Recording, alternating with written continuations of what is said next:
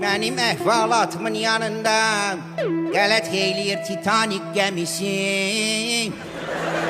Çünki söhbətimin baş qəhrəmanıdır atamın əmsi nəvəsi.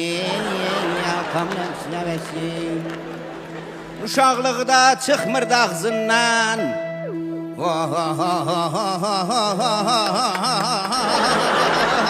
Pasos. Uşaqlıqda çıxmırdı ağzından inəyin məməsi, inəyin məməsi. Ağzımın suyu axtılam. Bax belə oğlan idi atamın əmsi nəvəsi. Zamanlıqda keçəl qaldı təpəsi. Çünki Qəbələ Eyrələsinin yanında yaşayırdı atamın əmsi nəvəsi, atamın əmsi nəvəsi. Girdi Mednusa, Mednus'da oxumadı dərsi.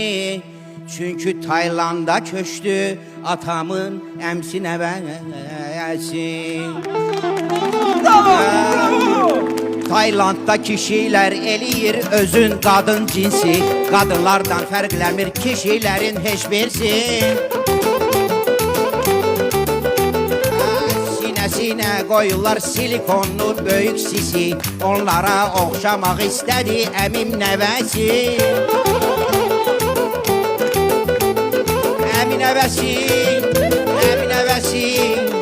Əminəvəsi Esmira. Əminəvəsi əvvəl adı Samir idi, indi Esmira.